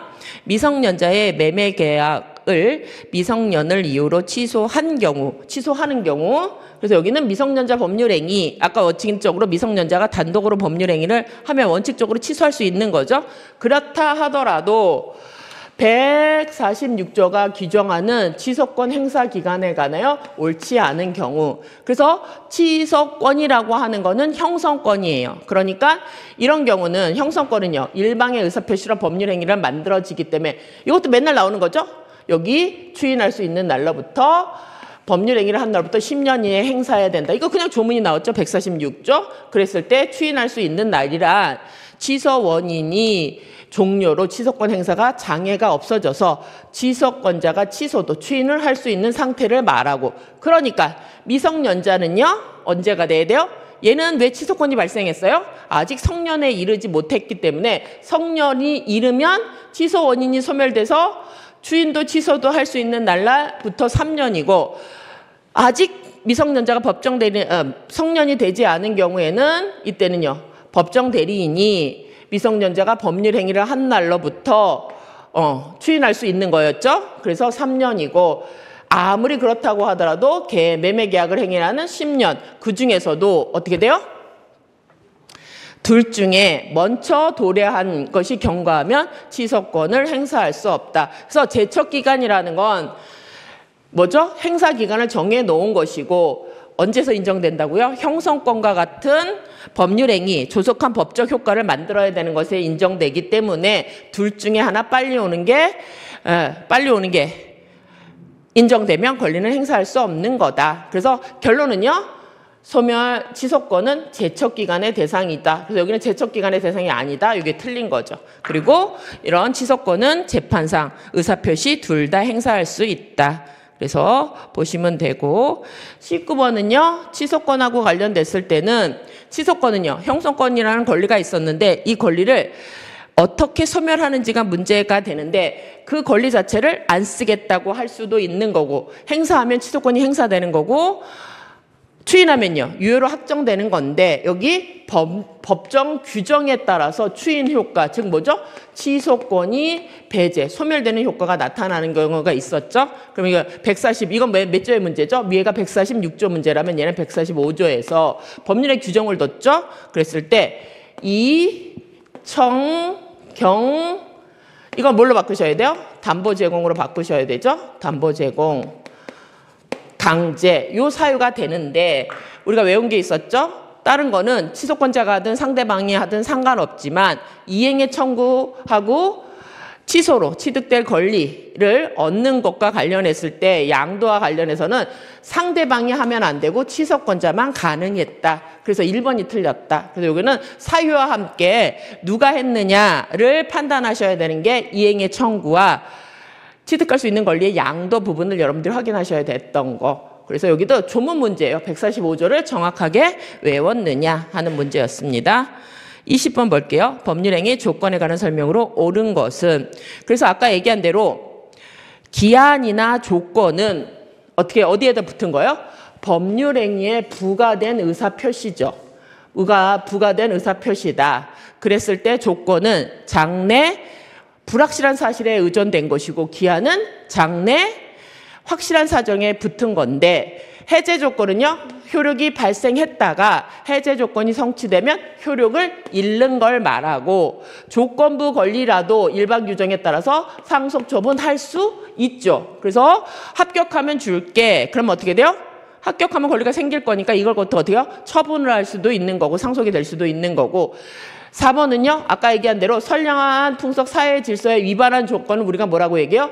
불법 조건이라고 하고 불법 조건은요. 103조 위반이 되는 거니까 조건 없는 법률 행위가 아니라 뭘로 돼야 돼요? 무효로 확정되어야 되는 거죠. 그래서 103조에서는 내용의 불법이 있는 경우 내용이 반사회적인 경우뿐만 규정되어 있다고 103조에서는 내용이 반사회적 행위에 대해서 무효라고 얘기하고 있다고 하더라도 판례는 어떻게 된다고 그랬어요?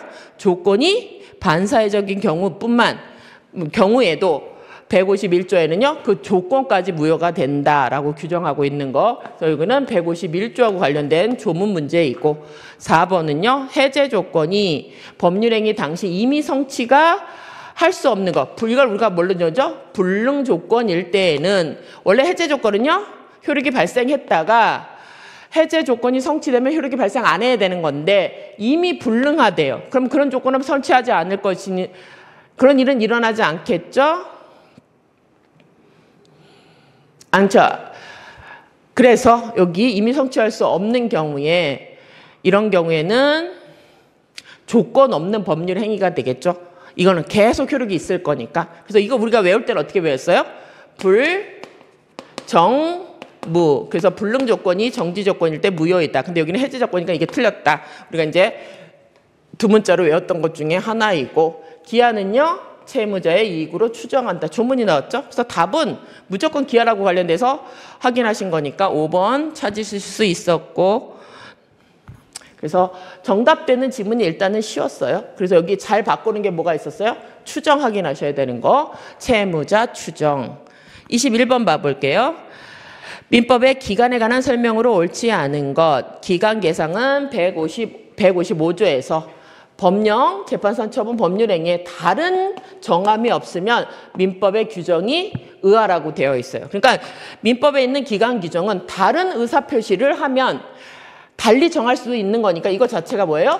기간에 관한 규정은 임의 규정이에요. 그래서 당사자가 달리 정할 수도 있고 법률행위를 할 때 재판에서 처분할 때 판사도 다른 법률의 규정 달리 정할 수 있는 거예요. 그래서 민법의 기간은요.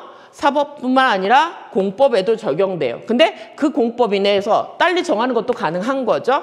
그랬을 때 작년에 개정돼서 문제가 출제됐죠. 나이는 출생일을 산입하여 만 나이로 계산하고 그래서 기간을 일주 월년으로 정할 때는 초입을 불산입하다고 규정하고 있지만 당사자가 아까 뭐라 했어요? 임의 규정이니까 합의에 의해서 달리 정할 수 있다. 그래서 4번이 틀렸죠.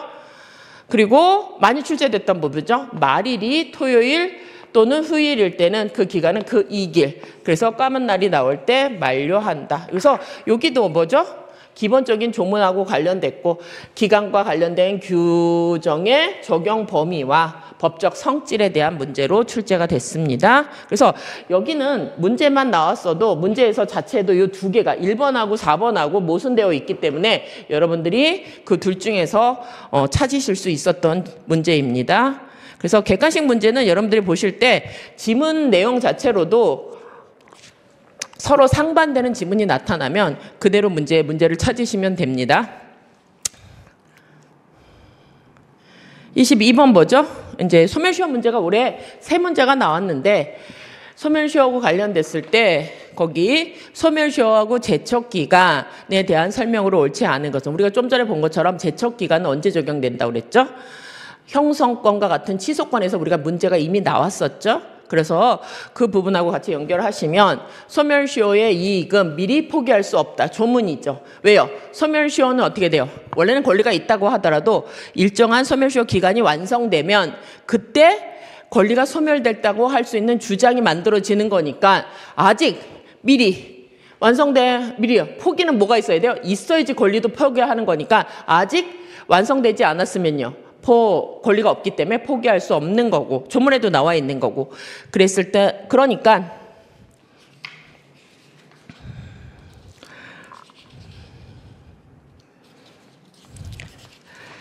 여기도 답은 쉽게 1번에서 여러분들이 찾으시면 되는 거고 2번도 조문이죠. 소멸시효는 그 기산일에 소급하여 효력이 생긴다. 이건 조문의 효력 때문에 나온 거기 때문에 조문이 되게 중요한 거였죠. 소급효가 발생하는 거고 제척기간은요. 아까 얘기한 대로 제척기간은 처음부터 권리 행사를 몇 월 며칠부터 딱 정해져 있고 요 기간 안에서만 행사하라고 되어 있는 거죠. 그러면요. 요 기간 우리가 쿠폰 기간을 주잖아요. 2020년부터 2023년까지 딱 권리가 정해져 있으면요. 이거 기간 요 안에만 행사하고 기간 지나면 행사 못 하는 거죠. 그래서 개척 기간이 경과하면 장래 앞으로 권리가 없어지는 거지 기존에 있던 거는요 소급효라는 얘기는 나올 수 없는 거고 기산점은 특별한 사정이 없는 한 권리가 발생할 때부터 여긴 조속한 확정이기 때문에 뒤로 미루는 거 이런 거 인정되지 않죠. 그리고 제척 기간은 아까 뭐라고 얘기했어요? 당사자가 주장 없어도 조문에 있는 경우가 대부분이죠. 직권 조사 사항이다. 요거 확인하시고 그래서 소멸시효는 어떻게 된다 그랬어요? 소멸시효는요 항변권이어서 저 권리는 누구한테 주어져요? 피고, 채무자한테 주어지는 거기 때문에 채무자가 쓸지 말지를 결정해야 되지만 제척기간은 권리가 만들어질 때부터 행사기간에 정해져 있기 때문에 당사자하고 주장하 상관없이 요 기간 안에서 쓰고 그러면 못 쓰는 거일 뿐이지 당사자의 주장에 따라서 판단되는 건 아니다. 그래서 소멸시효는 항변권으로서 변론주의이고 항변사항으로 인정되는 거지만 제척기간은 그래서 어떻게 돼요? 판사가 이 권리를 판단할지 그래서 요건이 없어지면 그냥 소각하 판결해버린다 하는 거 확인하시고 23번은요. 최근에 3년짜리가 되게 많이 나왔다고 말씀드렸었죠. 뭐하고 관련돼서 나왔었죠? 세무사와 관련돼서 나왔었죠. 원래 채권은요. 소멸시효가 10년 적용되는데 163조에서 3년짜리를 규정하고 있죠. 그래서 채권은 10년의 소멸시효가 걸리는데 특별히 단기 소멸시효를 정하고 있죠. 그래서 이자 1년 이내 기간으로 정해진 채권, 이런 정기로 정해져야 되는 거고 그 다음에 특히 이제 사람하고 관련될 때 의사, 변호사, 변리사 이런 사람들은 몇 년이요? 3년이라고 정해져 있었죠. 그리고 도급받은 공사 이런 것들은 조문에 있는 거고 하지만 165조에서 단기에 관한 경우 채권이라도 어떻게 돼요? 판결을 받으면 10년으로 적용되죠. 그래서 5번이 답이고 조문 확인하시는 거고 24번. 그래서 소멸시효라고 하는 거는 일정한 시효라는 거 뭐죠? 기간에 따라서 있던 권리도 소멸하게 하는 제도인데 그래서 기간이 필요하죠. 일정한 시간의 계속이 필요하기 때문에 요 기산점을 어떻게 정할 거냐. 그래서 일정한 기간이 끝나면 권리가 없어지는 거죠. 이랬을 때 동시행 항변권이 붙은 채권. 원래는 아까 뭐예요? 10년의 소멸시효 기간이잖아요. 그러면 그 기간은요. 항변권은 누가 쓰는 권리예요? 권리자가 주장하는 게 아니라 피고, 채무자가 주장하는 거기 때문에 그거는요. 채무자가 주장할지 말지는 그 사람 문제고 내가 권리를 행사할 때는요. 그냥 내 채권의 이행기가 도래하면 진행하죠. 그래서 요거는요. 채권, 권리자 입장에서 판단하면 된다는 거고 이행불능으로 인한 전보배상 청구권의 소멸시효는 이행불능이 됐다는 건 뭐죠? 내가 소유권 이전 등기 청구권, 매매기에서 소유권 이전 등기 청구권이라는 게 있어요. 그런데 이게 불능이 돼서 내가 이제는 뭘로 바뀌어요? 전보배상, 이행불능에 대한 전보배상, 손해배상으로 바뀌면 손해배상을 받을 수 있는 시기는 뭐부터 시작해요? 이행불능 시부터 진행하게 된다. 그런데 처음부터 기한의 정함이 없는 채권은요. 아까 뭐라 그랬어요? 채권은 계약이 체결되면 매매계약이 체결되면 바로 발생하는 건데 기한이 있으면요. 그 기한 동안 기한이 완성돼야 되는데 여기는 처음부터 없대요. 그러면 채권이 성립한 때부터 진행하는 거고 요거 이제 확인하시는 거고 그리고 제일 많이 나온 것 중에 부작위를 목적으로 하는 채권은 위반행위 한때는 이거 조문에 있는 거고 확인하신 거죠. 요게 이제 문제인 거죠.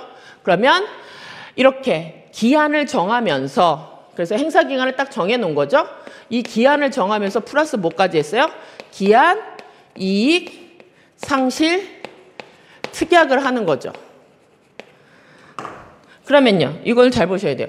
기한은 누구한테 우리가 법률행위에 기한을 정해놓으면 그 기한 동안은요. 내가 3년 동안 임대차 계약을 체결했으면 3년 동안은요, 나는 이 기간 동안 쓸 수 있는 거죠. 이 기간에는 내가 집을 넘겨줄 필요가 없잖아요. 그렇죠? 이런 기간이라면 누굴 위해서 좋은 거예요? 이건 채무자를 위해서 좋은 거예요. 그렇죠? 그러면 기한인 상실 특약은요, 누구한테 좋은 거죠? 얘는 채권자한테 좋은 거예요. 채권자한테 좋은 거예요. 근데 어쨌든 기한이라고 하는 거는 누가 여기 보시는 것처럼 이렇게 이런 특약에 따르면 이 특약도 두 가지가 있는 거죠. 뭐죠? 정지 조건으로 정해놔서 그런 요건이 발생하면 바로 기한의 이익이 없어지는 경우가 있고, 형성권적 기한이익 특약이라고 하는 건 뭐죠? 형성권은 쓸지 말지를 누가 결정할 거예요? 채권자가 결정할 거기 때문에 요거는요, 이렇게 정했으면 그거에 따라서 판단할 건데, 이게 어떤 건지 잘 모르겠다면 우리는 어떻게 돼요? 특약이라는 거기에 채권자를 위한 것이기 때문에 채권자가 선택할 수 있는 기한이익 설정 특약으로 보는데, 여기는 어떻게 됐어요? 처음부터 형성권적 기한이익 설정 특약을 했다는 얘기예요. 그러면 기한이 상실됐으면 채권자가 이 기한인 너 이제 그만 나가라를 결정할 수 있는 건 누가 결정을 해야 돼요? 채권자가 결정해야 되는 거기 때문에 저런 요건이 갖춰진다고 하더라도 기한을 이제는 나가라고 할 수 있는 권리가 만들어질다고 할지라도 그 불이행실 때 바로 전액으로 소멸시효가 진행하는 게 아니라 여기 뭐가 필요하죠? 누구의 의사? 채권자의 기한이익 상실 특약에 따라서 상실하겠다는 의사가 있어야 되는 거지, 할부 1에 불이행을 했다고 하더라도 바로 전행의 전부에 대한 소멸시효가 진행하는 건 아니다. 요거 정도 확인하시면 돼요. 그래서 기한이익 상실 특약이 두 가지가 있는데, 형성권적 기한이익 상실 특약을 했다는 얘기는 누가 선택을 하는 거라고요? 채권자가 이 권리를 행사할지 말지를 선택해야 되기 때문에 저 특약에 따른 효력이 나타나려면 채권자의 의사표시가 있어야 되는데, 여기는 뭐만 있었어요? 그냥 불이행 하나만 있었기 때문에 아직 누구의 의사는 없어요? 채권자의 의사가 없기 때문에 아직 기한이 도래한 것으로 볼 수는 없기 때문에 소멸시효도 전액에 대해서 바로 진행되는 건 아니다. 그래서 이거 모르시더라도 여기도 나머지 것이 쉬운 지문이 있기 때문에 그거부터 확인하셨으면 됐습니다. 25번 볼게요. 최근에는 소멸시효 중단이 많이 출제됐죠. 그래서 소멸시효 중단하고 관련돼서는 조문에 있는 게 일단 필요하죠. 일단 소멸시효 제도라는 건 강행 규정이어서 원래는 권리자는 어떻게 돼요? 자기 권리는 평생도록 쓰고 싶지만 법률이 일정한 시간이 지나면 있던 권리도 소멸하게 하는 제도예요. 그래서 소멸시효는 누가 주장한다고요? 이렇게 권리자가 권리를 행사했을 때, 무슨 청구권을 행사했을 때 누가 주장하는 거라고요? 상대방인 피고가, 채무자죠? 뭐라는 거예요? 너 권리는 있었지만 이제는 권리가 소멸했다. 항변으로 하는 거죠. 그런데 이와 관련해서 우리가 항변을 무슨 하는 거죠? 지금은 소멸시효가 완성돼서 네 권리는 소멸됐다라고 주장이 있을 때 인정되는 거예요. 그럼 중단은요? 이 중단은 이때 누가요? 중단은요? 요거 중단한다는 얘기는 완성이 안 되는 거니까 이렇게 소멸시효 중단은 뭐죠? 소멸되는 거 보이지만 아니야, 권리가 소멸되지 않았어 라고 권리자가 다시 항변하는 사유예요. 그래서 여기 보시면 그 중단 사유는 법에 몇 가지만 딱 규정되어 있죠? 청구, 압류, 가압류, 가처분, 승인, 이렇게 딱 세 가지만 법에 정해 놓아 있어요. 그래서 중단 사유가 되느냐는 요 세 가지에 해당하는 걸 봐야 되는데, 옳지 않은 것, 그래서 우리가 얘기한 대로 청구에는 원칙적으로 뭐가 되는 거라고요? 우리 이행의 청구가 아니라 170조 재판상 청구를 의미하는데, 아무리 재판상 청구를 했다고 하더라도 소가 각하기각 취하된 경우에는 효력이 없다고 규정했죠. 그래서 취하되면 중단으로서 효력이 없는데 그로부터 6개월 이내에 다른 중단 사유를 한 경우에는 그때 효력이 나타난다. 그래서 170조 2항과 관련돼서까지 여러분들이 확인하셔야 됐다 하는 거 함께, 그래서 문제가 나온 거고, 이거 조문이죠. 117조와 관련된 거 조문 확인하시는 거고, 2번 시효 중단의 효력은 시효 중단의 효력이 있는 승인은 상대방의 권리에 대한 처분 능력이나 권한이 있음을 요하지 않죠. 중단으로서의 승인은 뭐라는 거예요? 채무자가 채무 있는 거 나 알아라고 얘기하는 거기 때문에 법적 효과가 발생하지 않는 것이어서 이거는요, 처분 능력이나 처분 권한을 요하지 않는다. 조문도 있는 거고, 그래서 중단은요, 원칙적으로 중단을 한 당사자 간에만 효력이 있는 거고, 압류는요, 그래서 청구, 압류는요, 중단의 효력이 있는 경우지만 시효이익을 받는 자, 아까 시효이익을 받는 자는 누구라고요? 채무자에 대해서 한 것이 아니라면 채무자한테 통지한 후가 아니면 효력이 없다. 조문이에요. 그래서 압류는 누구 것도 압류할 수 있어요? 물상보증인 것도 압류할 수 있는 것인데 채무자 거를 압류하면 바로 중단의 효력이 있지만 물상보증인 것을 압류한 경우에는 시효이익을 받는 자, 채무자에게 통지해야지 그 효력이 발생하게 된다 하는 거 확인하시면 됩니다. 그래서 답은 조문 2번에서 쉽게 나온 거고 5번은요. 재판상 청구로 인한 중단의 효력은 그래서 중단이 됐잖아요. 그러면 그때까지 중단은요. 정지와 달리 여태까지 진행한 거는 다 없어지고 새로 확정된 데부터 새로이 진행하게 된다. 그래서 여기도 다 조문 관련해서 문제가 된 것입니다. 그래서 전체적으로 보면 오늘 해설 강의는 조문에 관한 강의로 볼 수 있습니다. 그래서 여러분들이 이 정도 했으면 조문 정도 확인하시는 걸로 다 끝났기 때문에 문제는 별로 볼 건 없었지만 확인하시는 과정이었다고 정도 확인하시면 됩니다. 그래서 이 정도 해서 마치도록 하겠습니다. 그래서 우리가 내년에 다시 보셔야 되는 분들도 아니면 이미 공부하시는 분들도 2차도 마찬가지로 제일 중요한 건 기출 문제이기 때문에 여러분들이 그래서 기출 지문 중에서도 제일 중요한 건 조문이고 조문과 관련된 관련된 판례만 잘 해놓으시면 됩니다. 그래서 이 정도로 해서 우리가 다음 공부하실 때도 2차, 1차는 조문과 기출에 나온 판례를 잘 정리하시는 걸로 여러분들이 시험 준비를 대비하시면 될 것입니다. 네, 수고하셨습니다.